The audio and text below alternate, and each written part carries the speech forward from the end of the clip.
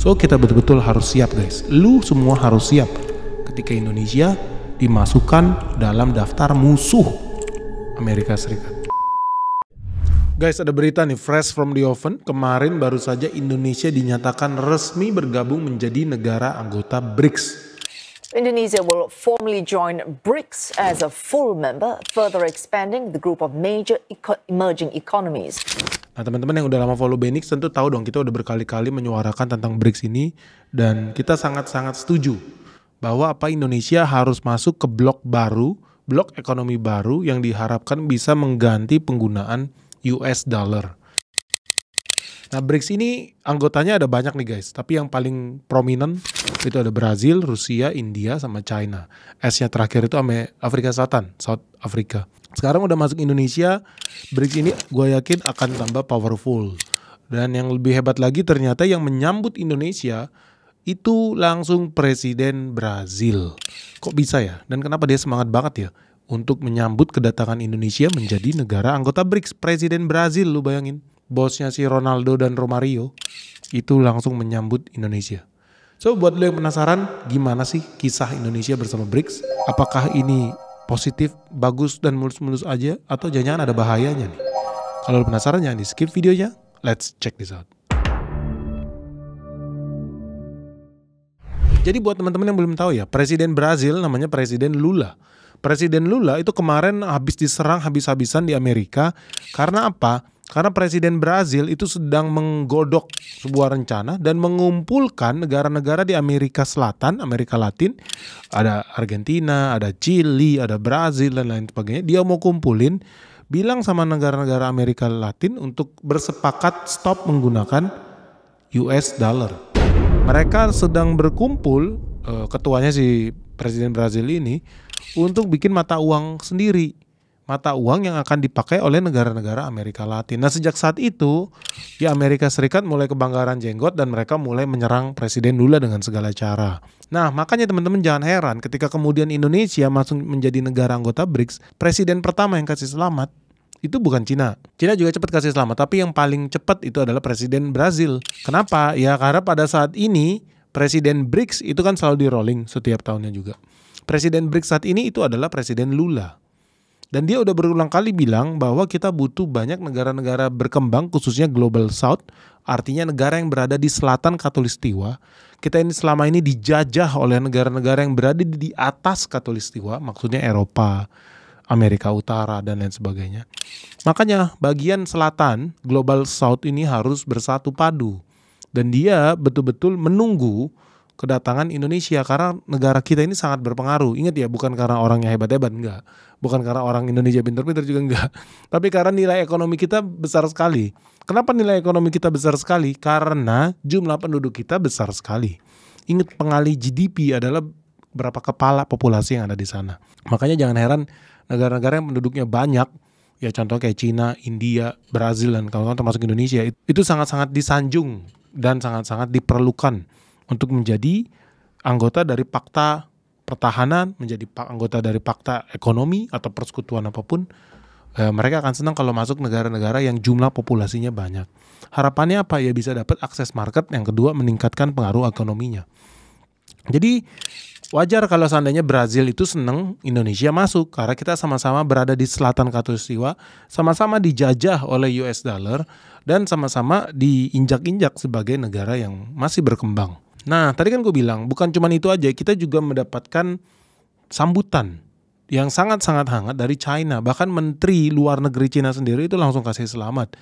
Dan website resminya mereka, lu bisa lihat di layar kaca, langsung menyatakan sambutan, congratulations buat negara Indonesia yang akhirnya menjadi negara anggotanya BRICS.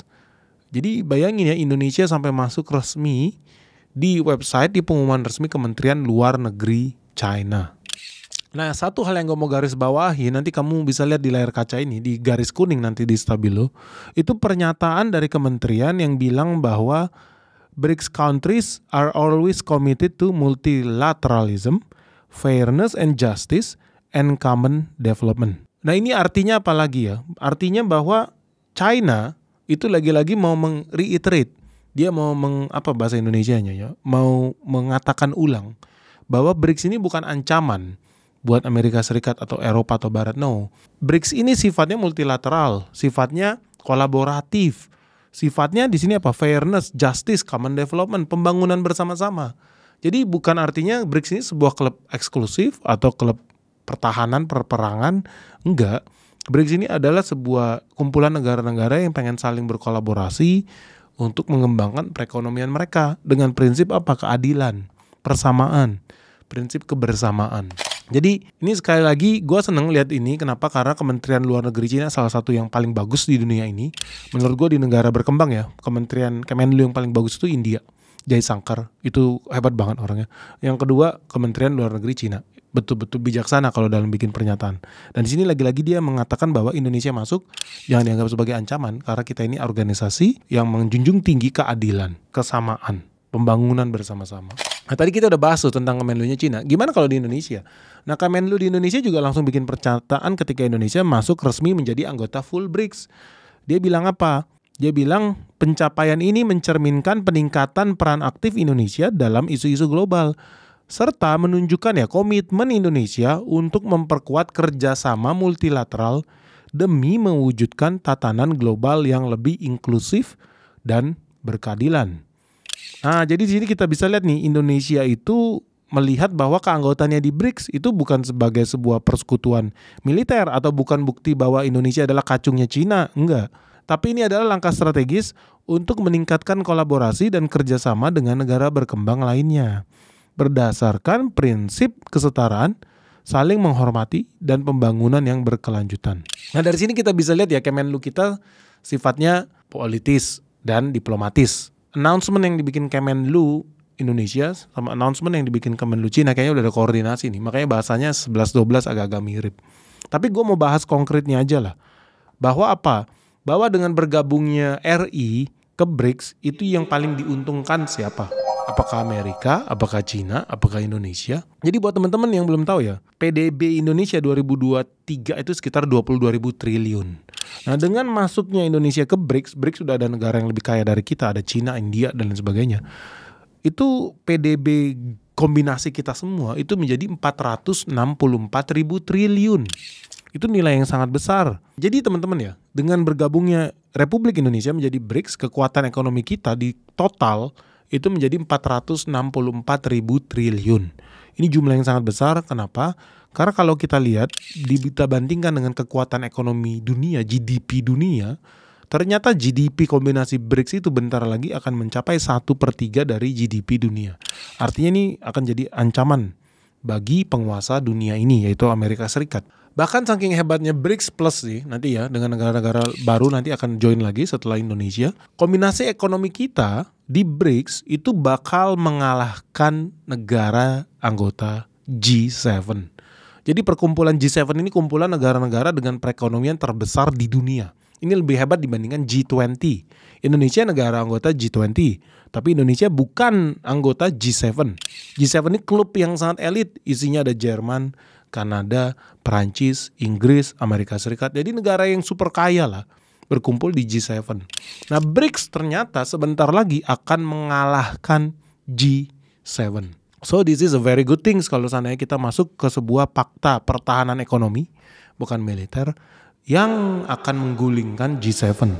Selain itu, BRICS plus Indonesia maksudnya, sekarang jadi mendominasi sekitar 40% produksi ekspor minyak mentah global. Bukan cuma itu, ternyata kita juga menguasai cadangan bahan mentah strategis untuk transisi energi hijau, seperti logam dan mineral yang langka. Nah, tadi kalau kita hitung-hitung 11 anggota BRICS ini memiliki skala ekonomi sebesar 28 triliun dolar. Nah, inilah makanya kalau di total jadi rupiah, maka angkanya menembus 464.000 triliun. But anyway guys, kita harus kaji soal keanggotaan Indonesia ini dengan yang lebih konstruktif lah, lebih fair. Ada pro, ada kontra, udah pastilah. Bukan cuma yang bagus-bagus. Bagusnya apa sih? Nanti gue bahas. Tapi gue mau bahas sisi yang negatifnya dulu nih. Nah, teman-teman tahu kan bahwa Amerika Serikat dengan China itu hubungannya sedang gak baik. Dan bentar lagi Presiden Donald Trump yang baru akan masuk ke second term. Dan dia akan, dan sudah menyatakan dia akan melakukan perang dagang dengan China. Dan dia akan mengenakan tarif yang sangat besar dengan China. Yang artinya apa? Kalau Cina diblokade, barang-barang Cina nggak bisa masuk ke Amerika Serikat. Cina mau buang kemana barang itu? Nah, makanya penting buat Cina bikin sebuah aliansi ekonomi perdagangan yang baru yang namanya BRICS. Supaya kalau dia diblokade sama Amerika, kuenya paling besar di dunia, dia bisa dapat kue lain, yaitu kue negara anggota BRICS. Dan ini berarti teman-teman, lu jangan heran kalau dalam 2-3 tahun ke depan akan makin banyak barang-barang made in China yang masuk ke Brazil, ke India, ke Indonesia, dan lain sebagainya. Ya itu harus siap-siap konsekuensinya ketika Donald Trump naik, lu akan buktikan yang gue bilang ini. Bahwa apa? Bahwa ketika Indonesia masuk jadi anggota BRICS, harus siap-siap Indonesia akan dijadikan pasar buangan produksi pabrik-pabrik Cina. Anak-anak pelajar sekarang harus disiapkan benar-benar untuk mencintai tanah air, untuk mencintai produk dalam negeri. Kalau kemudian lantas di kelak kemudian hari ternyata dalam rangka mempersiapkan kompetisi bersaing dengan bangsa-bangsa lain kita masih kurang, kurang baik, kurang sempurna. Nah, untuk menghadapi banjirnya daripada barang-barang itu, maka hanya dengan mencintai tanah air, maka para remaja yang sekarang nanti akan hidup tahun 2020 akan menjadi benteng untuk mempertahankan daripada kelangsungan hidup negara dan bangsa. Is that a bad thing or not? Indonesia harus bisa ambil positifnya. Jangan punya mentalitas victim. Merasa Indonesia korban yang gak bakal maju. Kita juga harus punya mentalitas kita bisa ambil kesempatan itu. Karena apa? Market Cina itu juga gede. Penduduknya miliaran.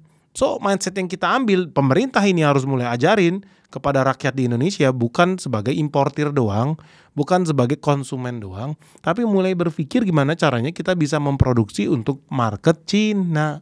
Ya produk kita yang paling banyak masuk Cina, ya udah pasti lu udah tahu jawabannya adalah batu bara, sawit, dan lain sebagainya. Produk-produk kelas rendah lah, yang value-nya juga sangat rendah. Nah kita mulai langsung dan harus berpikir gimana caranya kita bisa memproduksi barang-barang berkualitas untuk ekspor ke Cina. Bisa nggak? Ya bisa, karena contohnya aja India itu udah mulai meningkatkan transaksi mereka dengan Cina.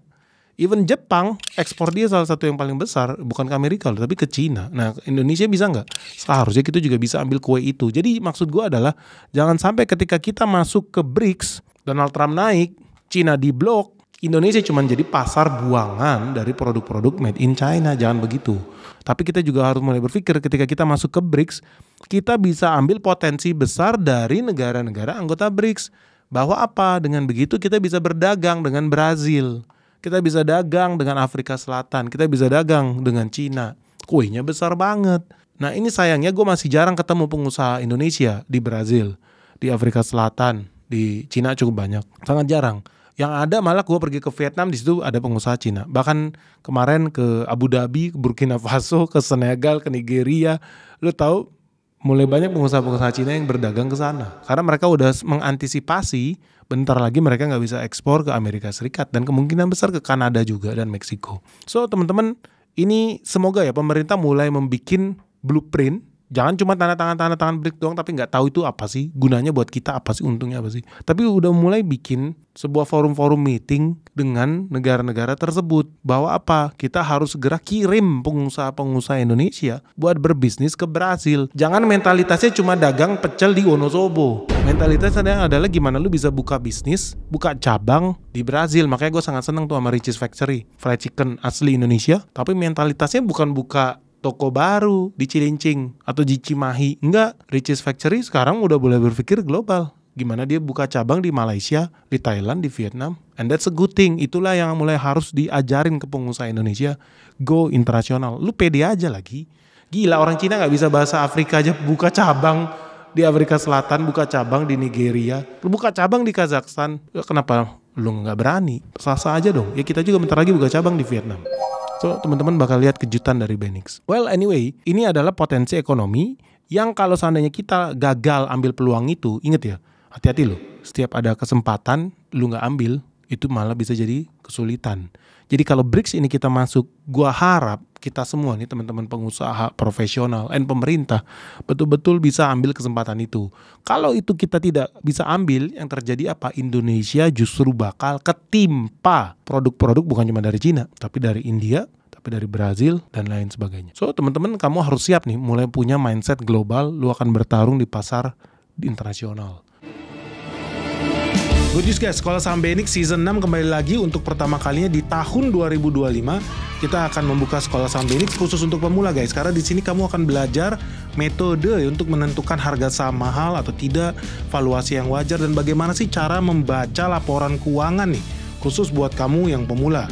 Nah buat teman-teman segera daftar karena khusus untuk di season ini kita akan kupas tuntas tentang momentum investing di bidang mobil listrik. Kenapa ya? Karena teman-teman udah tahu ya, ternyata insentif mobil listrik akan diperpanjang sampai tahun depan dan pastinya bakal menguntungkan banyak perusahaan yang terkait. Nah, buat teman-teman yang penasaran dan pengen belajar gimana sih caranya investasi saham khusus pemula, yuk segera daftar Sekolah Saham BNX Season 6 di bulan Februari 2025. Itu ada 8 pertemuan, total 2 bulan kita akan ketemu seminggu sekali. Karena BRICS ini akan banyak menerima serangan. Donald Trump udah bikin pernyataan loh, hey kalian BRICS, stop menyerang US dollar, stop berdagang sesama kalian dengan mata uang yang bukan US dollar. Kalau lu tetap mempertahankan keanggotaan lu di BRICS, gua bakal kasih tarif 100%. Ngeri ya? Lu bayangin, lu beli Harley Davidson aja di Indonesia harganya udah naik berapa ratus persen aja, berasa banget mahalnya. Akibatnya buka tutup dari Mabua, bangkrut dan lain sebagainya. Ngeri nggak dampak tarif itu sangat ngeri. Jadi Indonesia nih harus siap-siap nih. Bahwa apa Donald Trump naik, bukan nggak mungkin loh. Cina yang sama ini diserang sama Amerika, Indonesia bakal ikut juga diserang sama Amerika. So kita betul-betul harus siap guys. Lu semua harus siap ketika Indonesia dimasukkan dalam daftar musuh Amerika Serikat. Nah satu kelebihannya menurut gue ya ikut BRICS ini, karena negara yang paling kaya dan paling hebat di BRICS itu kan Cina ya. Satu yang menguntungkan adalah kita bisa dapat fasilitas nih dari Cina. Bahwa apa ya harapannya dengan kita masuk nih ke ekonomi BRICS, kita juga bisa mendapatkan keuntungan-keuntungan strategis, utamanya dari sisi pembiayaan, dari sisi teknologi.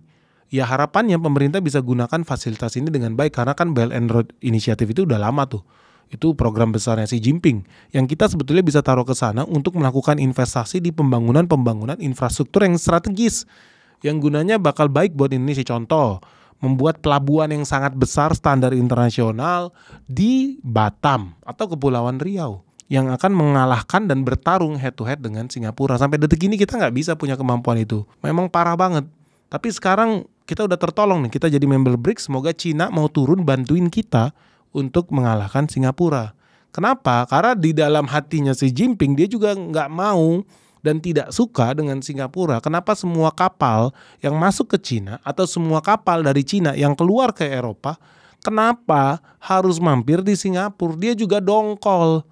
Kenapa dia dongkol? Karena Singapura bukan negara milik Cina. Tapi nyawa Cina mau nggak mau bergantung sama Singapura. Dia juga dongkol gitu. Kalau punya orang lain atau punya alternatif, tentu dia akan sangat senang. So ini salah satu new proposal nih, ide gagasan yang gue tawarkan sama Presiden Prabowo adalah kita harus bikin sebuah pelabuhan terminal laut yang kapasitasnya lebih besar dari Singapura, lebih efisien dan lebih canggih di Kepulauan Riau itu. Atau kalau memang nggak sanggup, orang Batam udah bertahun-tahun dikembangkan tapi otaknya nggak nyampe-nyampe, bikin aja di Aceh. Tapi kayaknya lebih berat lagi ya malah di Aceh ya. Ya udahlah, di Riau aja lah atau di Kalimantan Barat. So it's a new thing. BRICS is a new thing. Tapi it's a new opportunity yang bisa dimanfaatkan nih oleh presiden kita, oleh pemerintah kita, dan semoga membangun infrastruktur yang strategis. Pelabuhan itu sangat strategis, usianya bisa ratusan tahun dan berguna bagi perekonomian negara. Nah, ada satu hal yang menarik nih, gue mau menyikapi pernyataan dari Mari LK Pangestu nih, mantan menteri dulu ya di kabinet yang lama.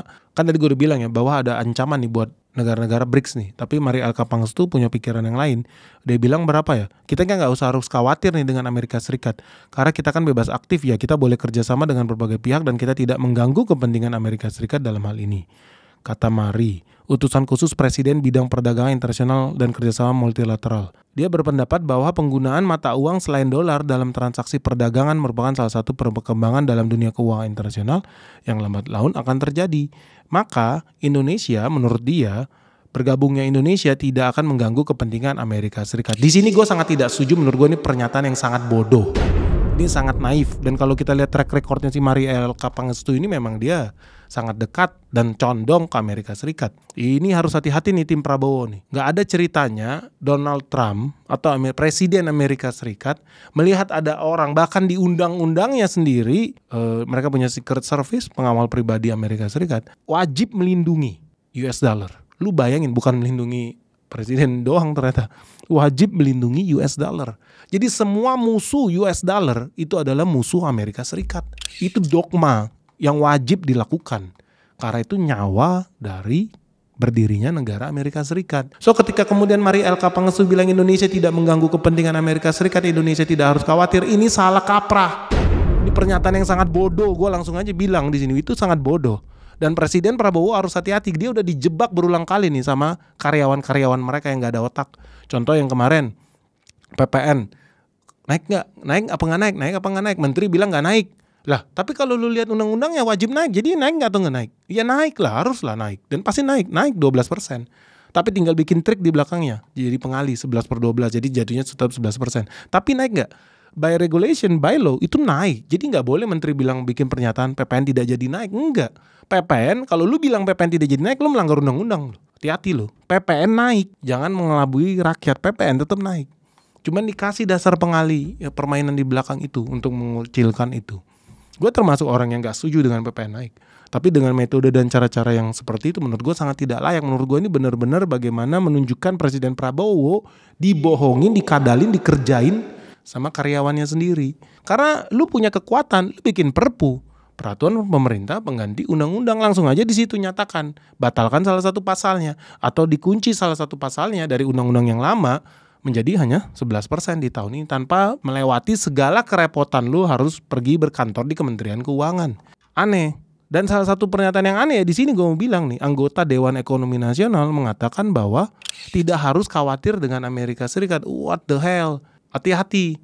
Justru harus hati-hati dengan ini. Kenapa? Karena menurut gue Donald Trump itu bukan tipe orang yang ngomong A lakukan B. Enggak. Dia sebelum naik dia bilang dia bakal bikin dinding di Meksiko perbatasan. Apakah dia tidak lakukan itu? Ternyata begitu jadi presiden dia memang bikin dinding itu. Dia janji politiknya, dia bakal ngasih sanksi, ngasih tarif yang tinggi ke Cina. Dia lakukan itu. Iya, ketika dia naik dia lakukan itu. Jadi dia bukan politisi seperti di Indonesia yang ngomong A terus lakukan B, ngomong C terus lakukan D. No. Dia itu real businessman, real person, bukan peliharaan oligarki. Dia bukan birokrat. No. Track record dia adalah pengusaha yang independen.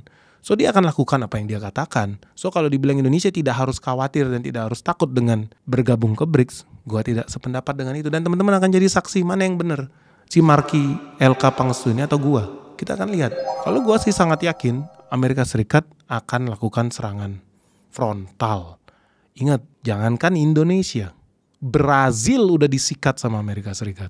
Karena faktanya banyak anggota BRICS yang sudah diserang oleh Amerika Serikat. Salah satu yang paling baru, ya lu udah tahu ya, yang paling vokal kan tadi gue bilang Presiden Brazil ya. Donald Trump itu udah menyatakan ancaman perang terhadap hubungan ekonomi Amerika dan Brazil. Presiden Trump itu sudah bikin pernyataan bahwa Brazil sudah menerapkan pajak terhadap barang-barang Amerika.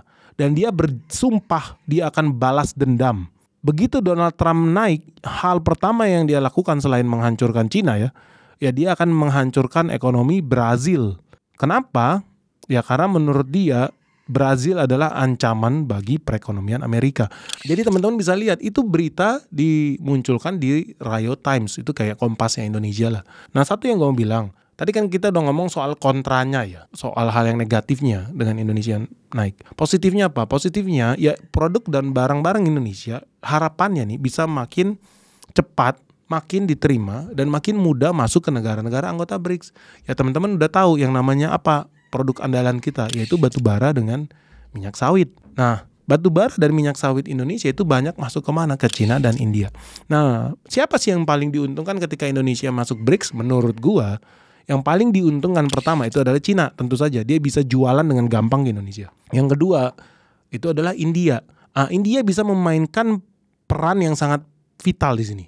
Menjadi apa? Menjadi makelar sawit Indonesia. Nah teman-teman kan tahu Indonesia sawitnya diblokir sama Uni Eropa, nggak bisa masuk. Pada saat yang sama Rusia, kita dapat pelajaran minyak dan gas Rusia tidak bisa masuk Eropa. Lalu apa yang dilakukan? India pinter. India bukan cuma tricky tapi pinter. Apa yang dia lakukan? Oke, berarti minyak Rusia nggak laku, membanjiri pasar. Dia harus terpaksa jual murah. Kita beli dengan harga murah dari Rusia. Masuk ke India. Sama India apa yang dia lakukan? Dicuci itu minyak. Jadi made in India. Terus dikirim ke Eropa. Pinter nggak India? Sekarang India mendapatkan kekuatan yang sama dengan apa? Dengan masuknya Indonesia ke BRICS, dia bisa dapat minyak sawit Indonesia dicuci di India dan dijual ke Eropa. So this is a good thing buat perusahaan Indonesia buat segera buka cabang, bangun kilang-kilang minyak sawit CPO di India. Dan gue udah lihat banyak konglomerat Indonesia, contohnya Wilmar, mungkin teman-teman nggak tahu, tapi Wilmar udah mulai banyak bangun kilang-kilang minyak pengolahan CPO di India. Dan dia akan mendapatkan untung besar dari bisnis cuci minyak sawit ini. Nah, ini sedikit masukan buat teman-teman pengusaha di Indonesia juga. Jangan berpikir kerdil. Lu merasa lu udah hebat, Storus, merasa udah hebat, lu punya sawit berjuta hektar di Sumatera, di Indonesia. Tapi gitu doang, cuma jadi pemain kampung. Kenapa nggak mentalitasnya lu buka cabang? Buka cabang di Cina, buka cabang di Rusia, lu buka cabang di India kayak Wilmar. Buka cabang lah di situ. Dan mulai harus banyak nih pemain-pemain Indonesia untuk memanfaatkan blokade Eropa kepada Indonesia. Manfaatkan itu. Dengan apa? Ya bikin penghilangan, penyulingan di India. Dan teman-teman akan lihat pengusaha-pengusaha Indonesia yang cepat tanggap akan memanfaatkan keuntungan ini. Buat apa? Menembus market Eropa dengan cara transit di India. Nah, tapi teman-teman juga harus hati-hati. Apa yang gue bilang tadi itu ternyata udah disikapi oleh kementerian yang ada di Amerika Serikat, khususnya oleh menteri-menteri baru yang bakal ditaruh oleh Donald Trump. Donald Trump udah bilang dan dia sudah melihat akan ada banyak negara-negara yang diuntungkan nih dengan BRICS, khususnya negara India. Jadi dia sedang berpikir untuk mengextend tarif yang selama ini dia terapkan ke Cina 100% dan mungkin bakal naik lagi jadi 200%. Dia sedang berpikir nanti begitu dia naik, India juga bakal dia tarif. Hebat nih, Donald Trump ini hebat nih. India ngadalin sistem, dia mau kadalin lagi si India ini. Hebat ya. Jadi para pengusaha di India itu sudah mulai membuat strategi kalau Donald Trump kembali ke Gedung Putih, maka para eksportir di India itu harus siap dikenakan tarif masuk custom duties buat produk-produk mereka. Produk apa? Mobil, tekstil, pharmaceutical, obat-obatan, medisin, dan lain-lainnya. Kenapa? Karena Donald Trump itu udah melihat ternyata India bisa menjadi tarif abuser. Bahkan dia bilang India sebagai tarif king. Dan ini akan meningkatkan proteksionisme yang akan dilakukan oleh pemerintahan Donald Trump. Dan ini mengindikasikan bahwa Donald Trump akan mengextend tarif beyond China to negara-negara seperti India. Jadi teman-teman udah lihat kayak di sini bahwa Donald Trump itu akan membawa era baru, bahwa era baru ini akan sangat menarik, exciting. Apalagi buat teman-teman pelaku usaha dan investor, lo akan merasakan sensasinya eranya Donald Trump. Gue termasuk yang exciting nih sama eranya Donald Trump. Apalagi dia aliran yang mengatakan dan melakukan apa yang dia katakan. So ingat kemarin Rusia udah kena sanksi. Aluminium Rusia itu sekarang kena tarif 200%. US udah bilang dia bakal menyerang energi hijau dari Cina. Energi hijau dari Cina itu seperti apa? Fotovoltaik. Jadi pembangkit listrik tenaga surya itu ada panel-panelnya, polysilicon, tungsten, solar wafer. Itu semua udah dikenakan pajak. Jadi Cina udah kena serang, Rusia udah kena serang. Donald Trump naik, lu lihat kata gue, India kena serang juga. But don't worry, ingat ya, lu akan pakai India sebagai platform lu untuk masuk ke pasar Eropa. Dan harapan gue adalah pengusaha-pengusaha di Indonesia, please, lu harus mulai berpikir global.